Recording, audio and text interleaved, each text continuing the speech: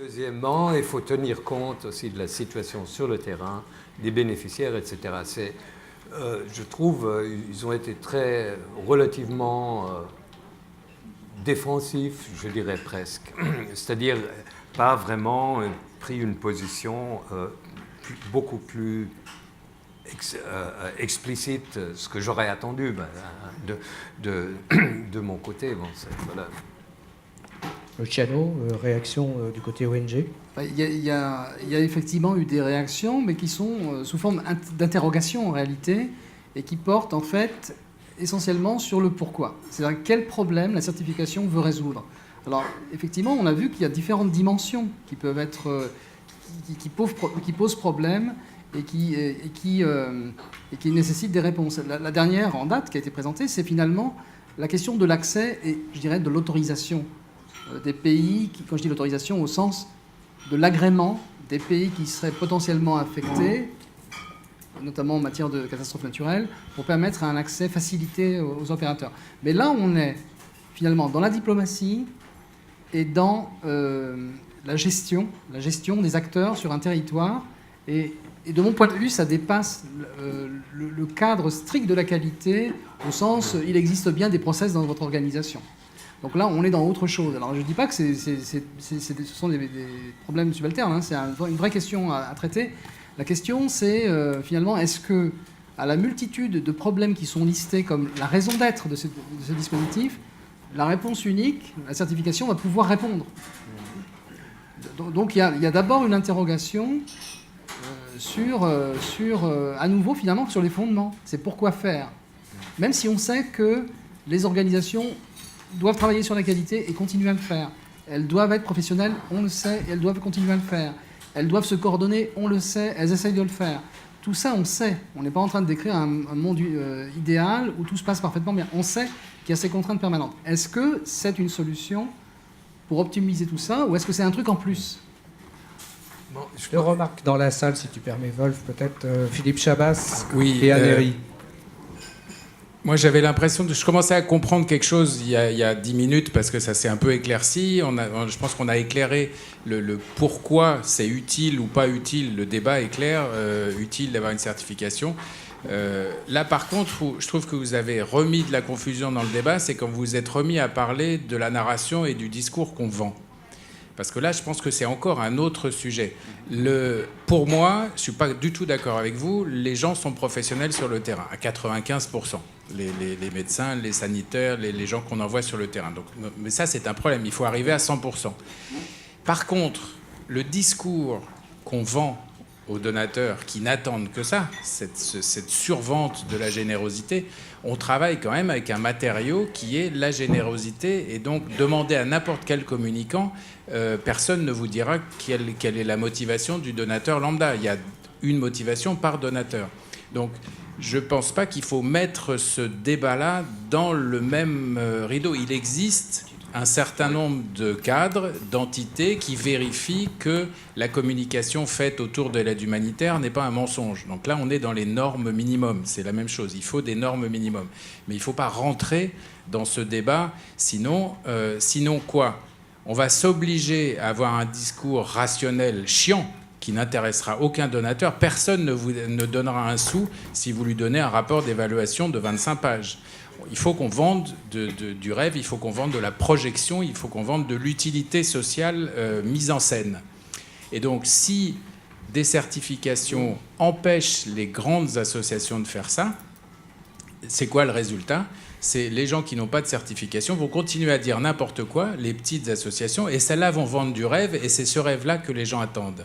Donc c'est la responsabilité des grandes ONG, justement, d'essayer de faire la part des choses entre le moyen nécessaire qui est de vendre une part de rêve à des gens qui veulent faire quelque chose, qui veulent changer un petit peu le monde à leur échelle, et puis le fait de transformer ça dans une démarche la plus professionnelle possible. Et vous, tout le monde sait bien que l'argent qu'on demande aux gens, on ne l'utilise pas toujours exactement pour la raison qu'on leur a présentée.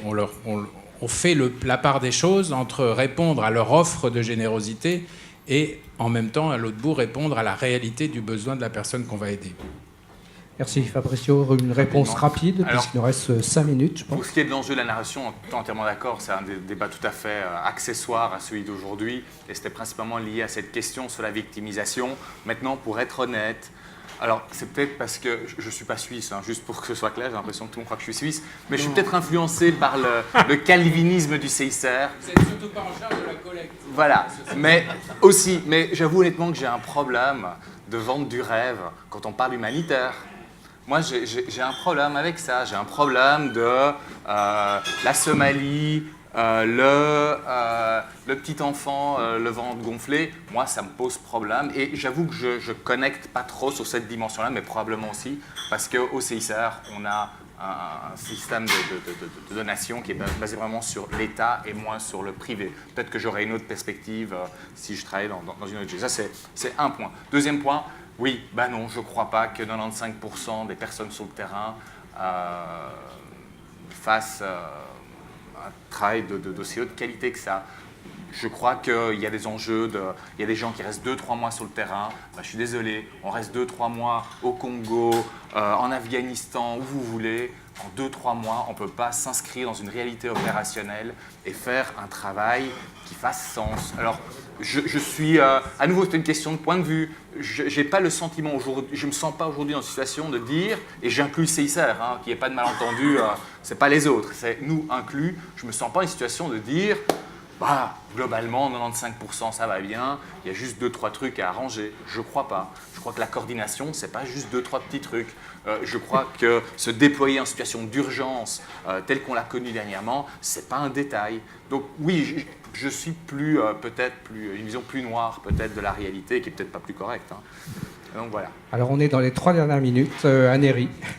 Oui, Anéry, Secours Islamique France. Moi, je voulais réagir également à vos propos qui m'ont un petit peu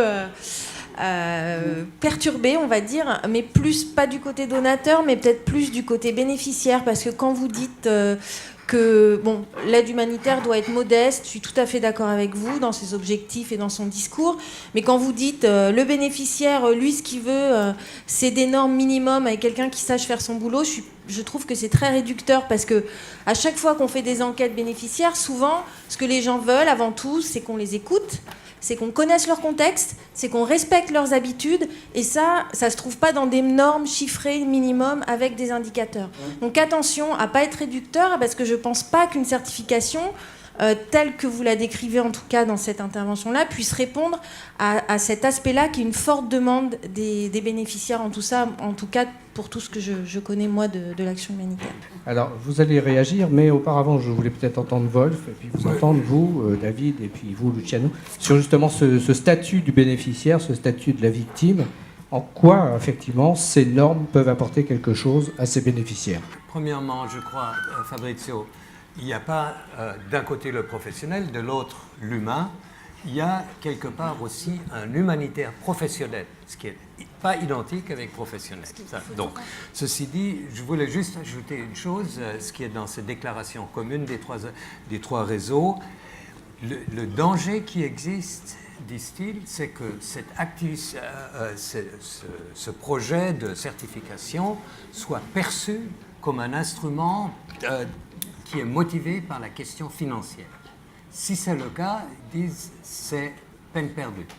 Et ça, je trouve, c'est un bon argument. David, sur la question effectivement du bénéficiaire au centre de tout ça? Alors, je suis tout à fait d'accord avec ce qui a été dit. Je pense qu'il y a un rapport de Time to Listen de CDA qui a été fait, qui a interviewé plusieurs milliers de personnes et qui montre exactement ça. Les gens qui sont affectés par des crises, d'abord, ils ne veulent pas être considérés comme des victimes.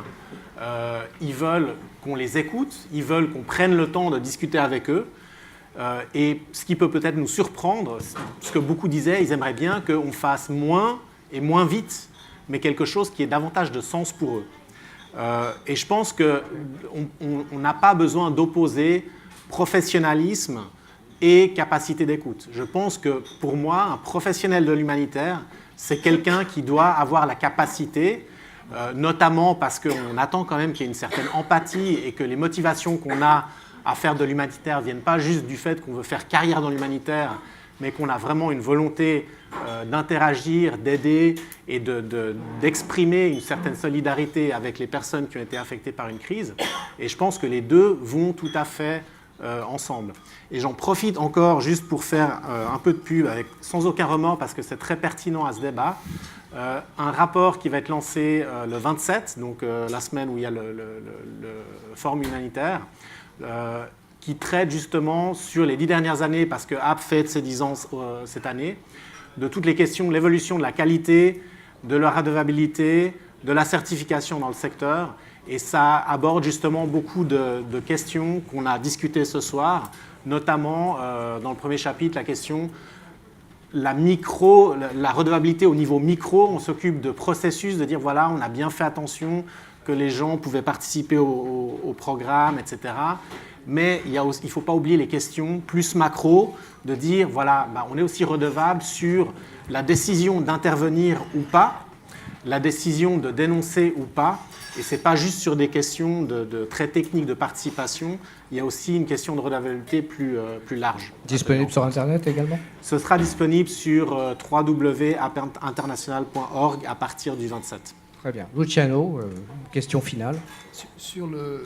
Il me semble qu'effectivement, la place du bénéficiaire de l'action doit être conçue dès le départ, en fait. Effectivement, il y a un besoin de modéliser, c'est-à-dire de savoir ce qu'on va faire avant d'y aller. Parce que quand on est sur place dans la crise, les choses ne se déroulent pas exactement comme on le prévoit. Donc il y a besoin effectivement d'avoir des plans, des modèles d'intervention, des outils. Et pour ce qui concerne les bénéficiaires, il y a besoin aussi de s'assurer que les acteurs locaux, qui sont les premiers répondants finalement dans les situations de crise, mais aussi les personnes, les secteurs d'activité où on intervient, là je parle bien des bénéficiaires ou des personnes qui sont victimes, parce qu'ils sont quand même parfois victimes aussi. Ils ne sont pas que agents de développement. Quand on a pris sa maison sur la tête, ou on se fait couper les mains par une milice, on est bien une victime de quelque chose. Donc que ces gens-là, effectivement, soient dans le processus, que leur voix soit écoutée, et pas simplement à la fin, au moment de l'évaluation ou du rapport. Parce que le problème de l'évaluation, c'est que c'est quand même normé selon l'univers industriel, et c'est beaucoup le quantitatif. Et la relation humaine, elle disparaît souvent avec les chiffres. Donc, mais cela étant, il faut qu'il y ait ce dispositif d'écoute et de prise en compte dans les modèles d'intervention, et ensuite sur le terrain, on fait ce qu'on peut auprès des gens. Très bien. Fabrizio Carboni, le mot final. Le mot final, je ne sais pas, mais je crois qu'on disait plus ou moins la même chose, dans le sens où pour moi la qualité de l'écoute fait partie du professionnalisme d'une personne en tant qu'acteur humanitaire. Le CICR a sorti il n'y a pas longtemps les standards de protection, les standards professionnels minimum pour faire de la protection. C'est technique, mais c'est une expression d'humanité. Mon point, c'est de dire que l'humanité et l'engagement est certes nécessaire, mais il est plus suffisant. Et que cette humanité, c'est ce sur quoi on construit notre professionnalisme. Ma crainte, c'est que souvent, on privilégie dans certains cercles, pas sectes, quoique, cette dimension humaine, et les dimensions humaines justifieraient tout. Moi, je crois qu'on construit sur notre humanité cette capacité professionnelle à interagir, à pouvoir écouter, à pouvoir construire une opération qui ait du sens, parce que construire une opération qui ait du sens, c'est une opération qui connecte avec l'autre. Et ça, l'humanité et la technicité. Maintenant, juste pour terminer, il y a sûrement un gros enjeu qui n'a pas été abordé, ça sera pour le prochain 5-7, mais qui est totalement lié à ça, c'est les acteurs locaux. Il faut quand même savoir que dans le futur, l'action humanitaire, c'est pas nous. On largement, et c'est déjà ce qui se passe aujourd'hui, c'est l'acteur national.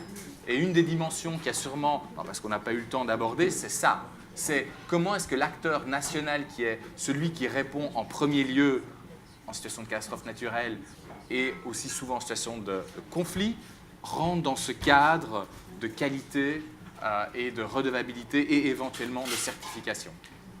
Voilà. Merci beaucoup, merci à nos 4 intervenants pour ce dernier débat de la saison, donc du 5 à 7 du CICR. Je passe la parole pour Ghislaine Doucet pour une petite intervention. Eh bien, juste pour vous remercier tous et pour vous donner rendez-vous juste derrière sur la terrasse à l'extérieur. Puisque nous sommes en été, nous pouvons prendre l'apéro dehors. Allez. Merci à vous de votre attention et rendez-vous à la rentrée. Merci à vous. Ah ouais, mais c'est un accent quand même. Hein. De quel coin dites-vous? Bon. Un accent, c'est un léger accent. Rendez-vous le 3 octobre. De quelle partie d'Italie? C'est bien. D'accord. Oui, parce que moi, mes parents sont de Bâle.